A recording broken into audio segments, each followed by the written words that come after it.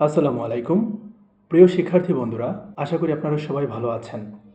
HSC ২০২৪ পরীক্ষার্থীদের খুবই গুরুত্বপূর্ণ একটি রচনা বাংলাদেশের মুক্তিযুদ্ধ নিয়ে আমি আলোচনা করব। তো রচনা লেখার জন্য আমাদের যেই নিয়মগুলো ফলো করতে হবে এবং কতগুলো কোটেশন দিলে বেটার হবে সেটাও আমি এখানে আলোচনা করে দিব। প্রথমত আপনি যখন ভূমিকা বা সূচনা লিখবেন অবশ্যই একটা কোট দিবেন, যে কোনো কবির অথবা যেই টপিক সম্পর্কে আসে ওই টপিক রিলেটেড কোট দিয়ে আপনার ভূমিকাটা লেখা শুরু করবেন। যেমন আমরা আজকে আলোচনা করছি বাংলাদেশের মুক্তিযুদ্ধ। বাংলাদেশের মুক্তিযুদ্ধ যখন আলোচনা করছি, ভূমিকাতে আমরা লিখেছি একটা সুকান্ত ভট্টাচার্যের কবিতার কয়েকটা লাইন, যেমন সাবাস বাংলাদেশ এই পৃথিবী অবাক তাকিয়ে রয়, জলে পুড়ে মরে সারখার তবু মাথা নোয়াবার নয়।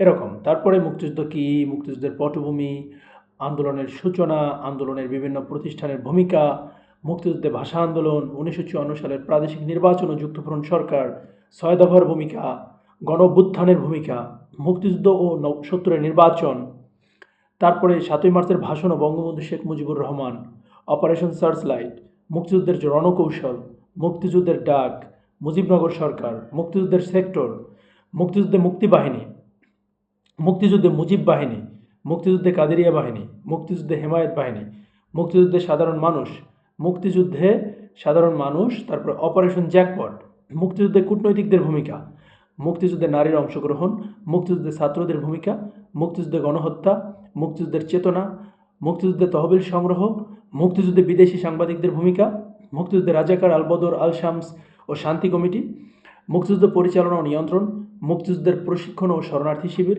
মুক্তিযুদ্ধের সমর্থন, তারপর হচ্ছে পাকিস্তানি হানাদার বাহিনীর আত্মসমর্পণ ও মুক্তিযুদ্ধে আপনার বিজয়, বাংলাদেশকে স্বীকৃতি প্রদানকারী দেশসমূহ, মুক্তিযুদ্ধের খেতাব অ্যান্ড উপসংহার।